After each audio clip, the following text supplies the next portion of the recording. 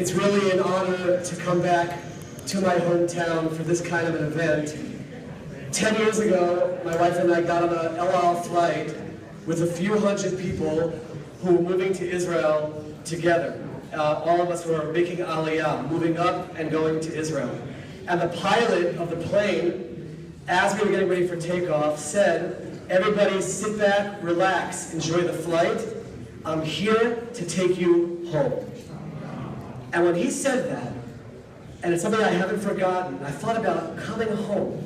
After 2,000 years, we were coming home. And home, as the chairman of my party, the finance minister, Yair Lapid, says, we didn't return to the Azrieli Towers in Tel Aviv, but we returned to the Tower of David in Jerusalem. Right. Jerusalem is the heart and soul of Jewish people.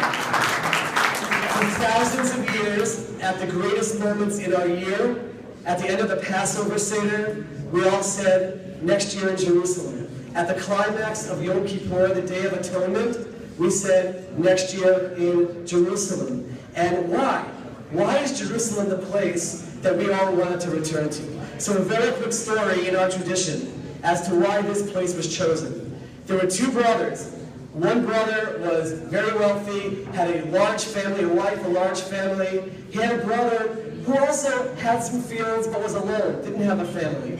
And every single night, the brother who was married and had children would go and take from his crops and put it in the field of his brother. He wanted to help his brother who was alone. The brother who was alone said, "I don't have a large family to support. I can go help my brother." And he put the crops, and they always were wondering, why isn't their crop level diminishing? Why isn't it reducing? They're giving of themselves, but they're not losing. Until one night, they bumped into each other as they were helping, and they embraced on that spot. And God said, "This is the place of the Holy Temple. This is the place for people of all faiths to worship. This is the place of brotherhood," and that's why Jerusalem was chosen.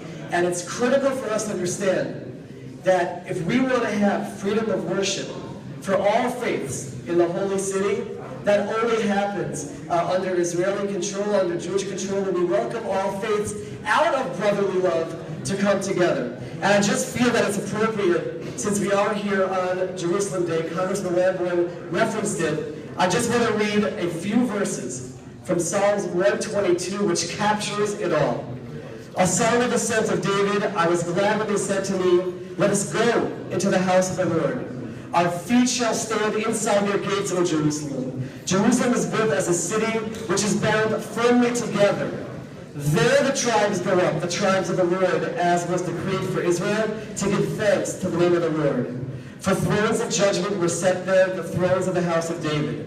Pray for the peace of Jerusalem. Those who love you shall prosper.